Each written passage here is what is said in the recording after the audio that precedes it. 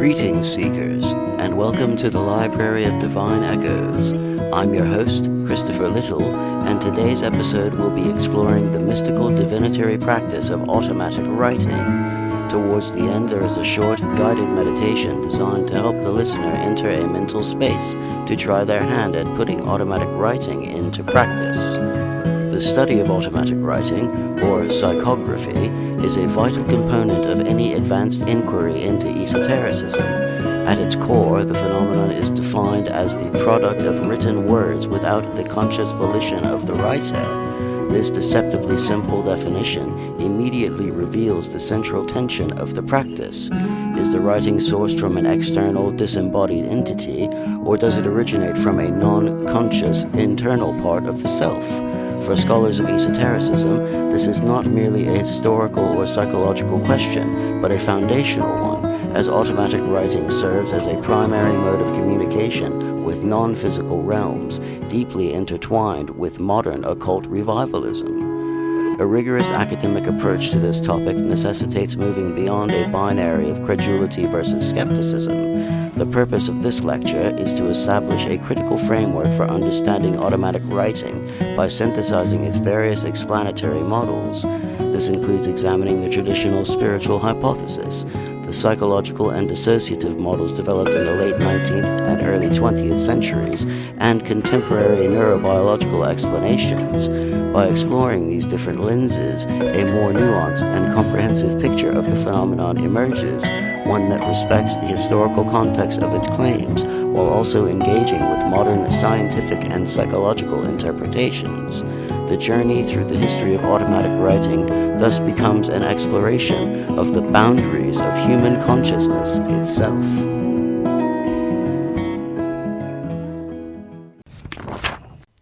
The practice of automatic writing, while reaching its peak in the modern era, has historical precursors in various cultures. In Chinese folk religion, for instance, a form of spirit writing known as Fuji involved producing text in a trance-like state believed to be guided by spirits. In the West, a significant early example is the Enochian language, a highly complex and detailed language with its own grammar, which was allegedly dictated to the 16th century occultists John Dee and Edward Kelly by Enochian angels. These historical examples demonstrate a long-standing human fascination with receiving knowledge from non-human sources through writing. However, the widespread popularization of automatic writing in the West is inextricably linked to the rise of the spiritualist movement, which began in 1848 with the Fox sisters and their unexplained rappings in Hydesville, New York. This movement, which posited that departed souls could communicate with the living, spread rapidly across Europe and America. This flourishing of esoteric ideas did not occur in a vacuum. It was a direct response to a disenchanted secular modernity and a breakdown of traditional religious and socio-economic structures. In this context of cultural and social instability, spiritualism and its techniques, like automatic writing, offered a new form of religious experience and a channel for addressing contemporary political issues such as women's suffrage and the abolition of slavery. The spiritualist era also saw the development of specific tools designed to facilitate automatic messages, such as the planchette and the Ouija board. These devices provided a physical mechanism through which a spirit could ostensibly manipulate a medium's hand, transforming a purely internal phenomenon into an observable, externalized event. The intellectual appeal of the movement drew in prominent cultural figures, including Arthur Conan Doyle and W.B. Yeats, who not only became believers, but also dedicated practitioners of automatic writing. The rise of spiritualism also spurred the formation of organizations like the Society for Psychical Research, SPR, in 1884, which sought to apply scientific methods to the investigation of paranormal claims. A compelling aspect of this period is the gendered dynamics of authorship that became apparent. Historical records indicate that women were frequently the primary mediums and conduits for automatic writing, producing voluminous texts filled with rich narrative and dialogue. However, the credit for these works was often appropriated by male practitioners or clients who served as the interpreters and publishers. A stark example of this is the case of George Hyde Lees, whose automatic scripts formed the foundation of her husband W.B. Yeats's magnum opus, A Vision. Despite her profound contribution, her name was not listed as a co-author on any of the book's editions. This pattern of a medium's work being uncredited reflects a broader power dynamic where the creative vessel was valued but denied intellectual ownership. This systemic issue extends beyond the Yeats case, as evidenced by medium Geraldine Cummins's legal battle to claim copyright for a book she produced via automatic writing. As automatic writing gained prominence, it also attracted critical scrutiny from the nascent fields of psychology and neuroscience, which sought to offer internal rather than external explanations for the phenomenon. The first major psychological challenge to the spiritual hypothesis came from French psychologist and psychiatrist Pierre Janet, a contemporary of Freud's. Janet's theory of l'automatisme psychologique proposed that the unconscious mind could be compartmentalized into a secondary self or secondary personality that could perform complex actions such as writing, seemingly independent of the conscious mind. This model framed automatic writing as a dissociative state, often the result of self-hypnosis or auto-hypnotization.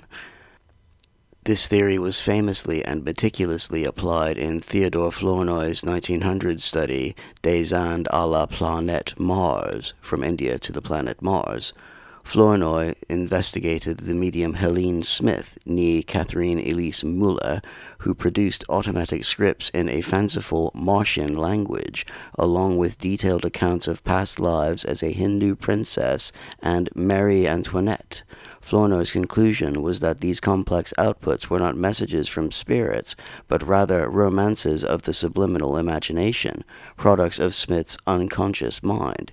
He posited the concept of cryptomnesia, the unconscious recall of forgotten information, to explain how fragments of knowledge, such as the Sanskrit grammar she may have encountered in a book as a child, were subliminally reimagined by her secondary self.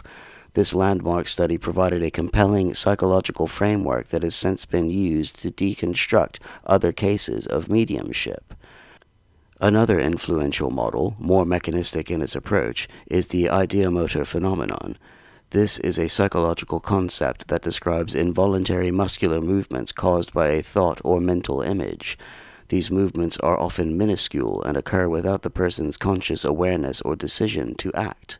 The ideomotor effect provides a plausible scientific explanation for the movement of a planchette, dowsing rods, or a pendulum over a yes-no grid. This is not a matter of conscious deception. Rather, the individual is genuinely convinced that the movement originates from an external source. A 2018 study on Ouija board sessions found that meaningful responses were an emergent property of interacting predictive minds, where participants unconsciously impose structure on random events as the session progresses. This demonstrates the psychological power of suggestion and the human tendency to attribute external agency to internal actions. Contemporary neuroscientific research offers a new and compelling parallel. Studies on creativity suggest that creative insights frequently emerge not from conscious, deliberate effort, but during a relaxed or reverie state, where the mind is free to wander and make unexpected associations. This mental state is associated with heightened activity in the brain's default mode network. From this perspective, automatic writing can be seen as a technique for intentionally accessing and harnessing this specific neural state to bypass the brain's rational filters. The centuries-long debate over the source of automatic writing, be it spiritual, psychological, or physiological, can thus be understood as a continuous evolving inquiry into the nature and limits of human consciousness itself. This intellectual lineage demonstrates a fascinating phenomenon. The various psychological theories developed to critique and pathologize automatic writing were later adopted by artists and other practitioners as a tool for creative liberation. Pierre Janet and Theodore Flournoy's clinical descriptions of automatism became a blueprint for surrealist artists seeking to seize the powerful, strange forces of the mind's depths for artistic ends. The case of Helene Smith, which Flournoy intended to be a definitive psychological deconstruction of mediumship, was celebrated by André Breton and the Surrealists as a powerful testament to the creative potential of automatism. Model, spiritual hypothesis, primary proponents, spiritualist mediums, for example Fox sisters, psychical researchers, for example Arthur Conan Doyle. Mechanism, spirits manipulate the hand or mind. Core evidence, thematic coherence of messages. Model, psychological automatism. Primary proponents, Pierre Janet and Theodore Flournoy. Mechanism, dissociative state creates a secondary self. Core evidence, new languages or knowledge, for example Helene Smith. Model, ideomotor phenomenon. Primary proponents, Michael Faraday and William Carpenter. Mechanism, unconscious muscle movements triggered by thought. Core evidence, scientific experiments, for example pendulums, Ouija boards. Model, neurobiological model. Primary proponents, contemporary neuroscientists.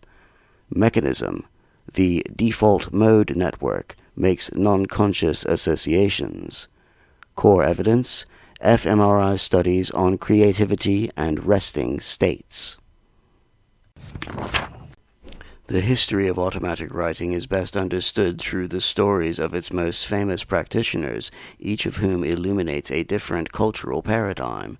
These case studies reveal how the practice evolved from a method of communicating with the dead to a tool for artistic creation and personal transformation. The spiritualist paradigm, W.B. Yeats and the genesis of a vision. The Irish poet W.B. Yeats and his wife, George Hyde Lees, represent a pivotal moment in the history of automatic writing. Their relationship was solidified and sustained by Hyde Lees' practice of automatic writing, which began just 4 days after their marriage in 1917. Over the next 3 years, they conducted 3 sessions a week, accumulating over 4,000 pages of scripts. These texts became the raw materials for Yeats' complex philosophical and esoteric system detailed in his book, A Vision. The writings provided Yeats with a grand framework encompassing history, astrology, and human personality. In a particularly telling moment, a spirit allegedly told Yeats that the purpose of the scripts was not for him to be a philosopher, but to provide him with metaphors for poetry, thus demonstrating the creative potential of the practice beyond mere communication. However, the case of the Yeatses also serves as a critical example of the power dynamics inherent in the practice. Despite George Hyde Lees' role as the indispensable medium and creative conduit, she was not credited as a co-author of A Vision. A proposed and ultimately rejected dedication from Yeats read, "To my wife, who created this system which bores her, who made possible these pages which she will never read." This statement reveals the troubling reality of the era, where the contributions of female mediums were frequently diminished or erased in favor of the male interpreter's intellectual authority. The artistic paradigm, surrealism and pure psychic automatism. Following the trauma of World War I, surrealist artists and writers like André Breton launched a revolt against the rationalism they held responsible for the war's horrors. They turned to automatism as a radical tool for social and artistic revolution, seeking to tap into the unconscious mind as a source of creative truth. In his 1924 Manifesto of Surrealism, Breton famously defined surrealism as pure psychic automatism, aiming to express the actual functioning of thought in the absence of any rational, aesthetic, or moral control. The Surrealists were not merely imitating spiritualist mediums. Their interest was informed by their studies as medical students, where they were exposed to the clinical research of Pierre Genet and the psychical researches of the SPR.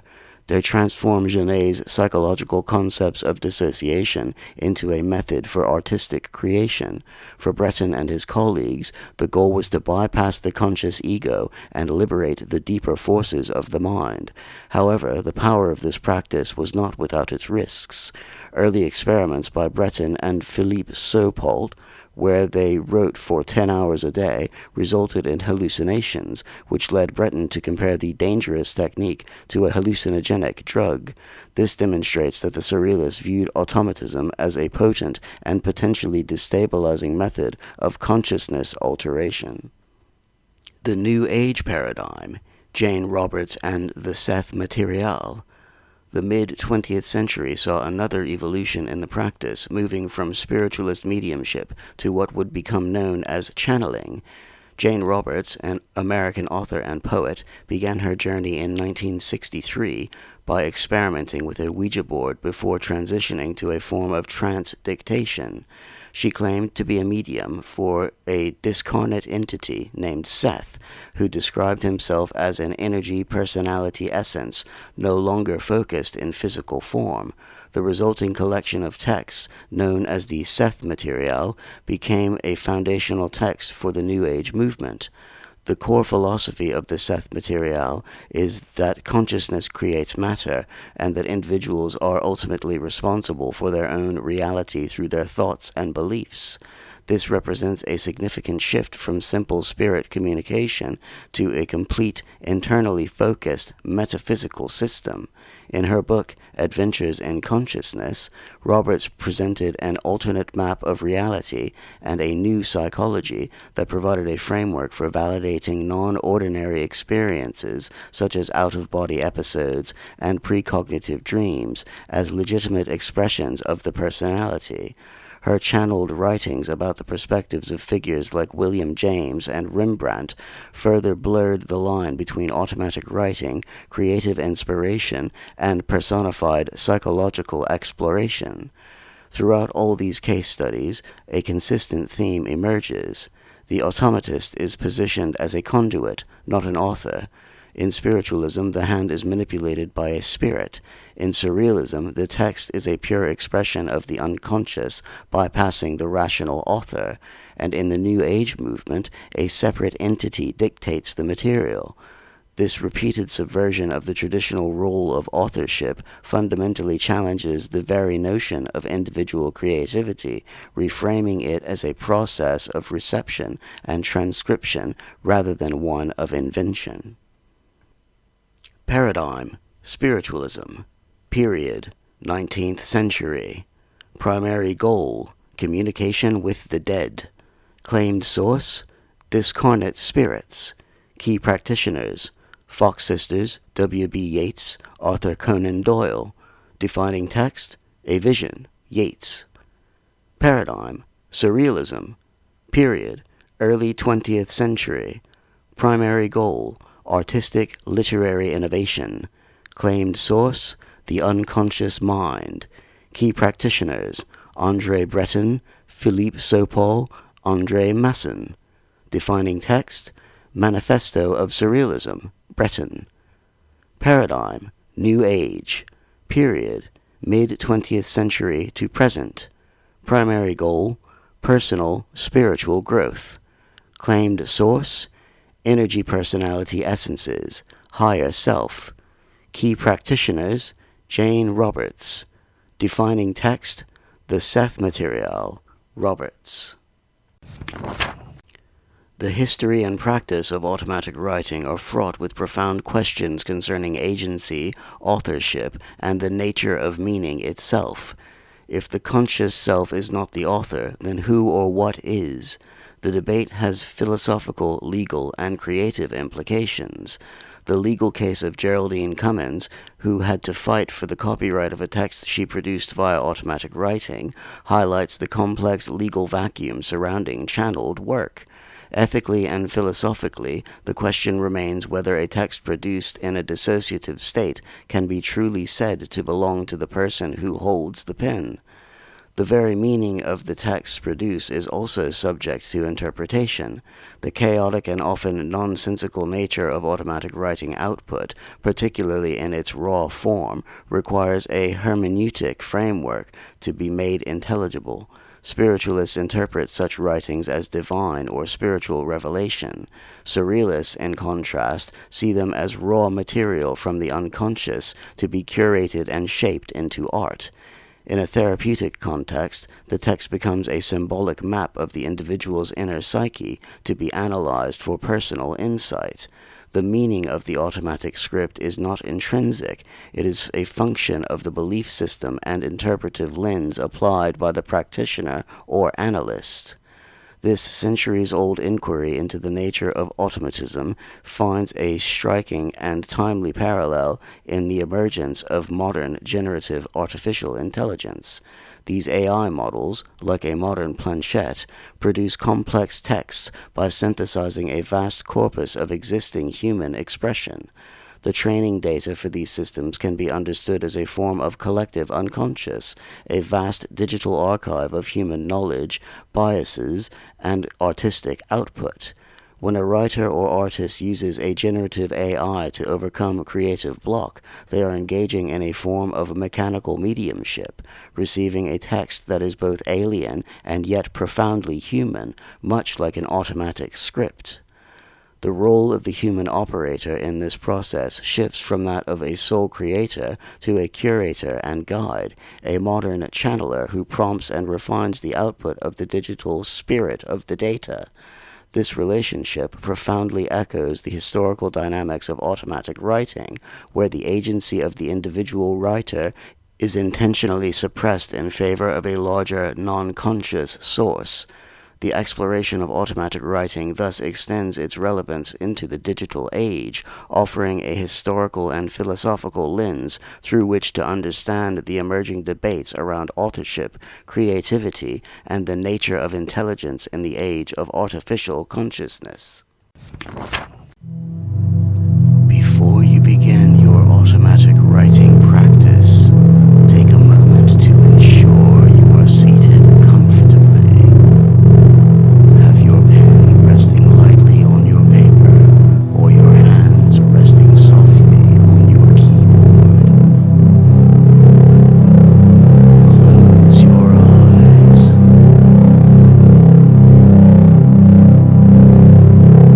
Take a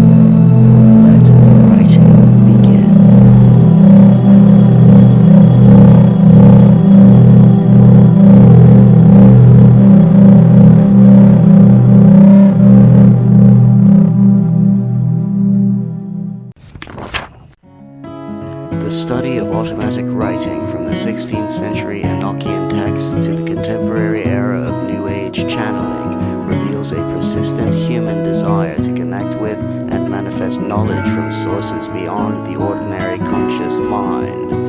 The historical trajectory of this practice demonstrates a clear evolution, shifting from a method of religious communication within spiritualism to a tool for artistic liberation in surrealism, and finally to a vehicle for personal and metaphysical exploration in the New Age movement. The persistent debate over its origins, whether from a discarnate spirit, a dissociated secondary self, or the idea-motor reflex, highlights a continuous inquiry into the very nature of human consciousness. The emergence of modern neuroscience and generative AI provides new models for this ancient practice, suggesting that automatic writing can be understood as a deliberate technique for accessing non-conscious thought processes, much like an AI is a tool for navigating a collective unconscious. For scholars of esotericism, the critical importance of this subject lies not in validating its claims, but in understanding how the practice itself has served as a cultural and intellectual barometer. It has both reflected and challenged prevailing social orthodoxies, from the patriarchal structures of authorship in the 19th century to the modern debates around creativity and technology. To study automatic writing is to examine a continuous human dialogue about the boundaries of the self, the nature of creativity, and the enduring quest to find meaning in the unseen.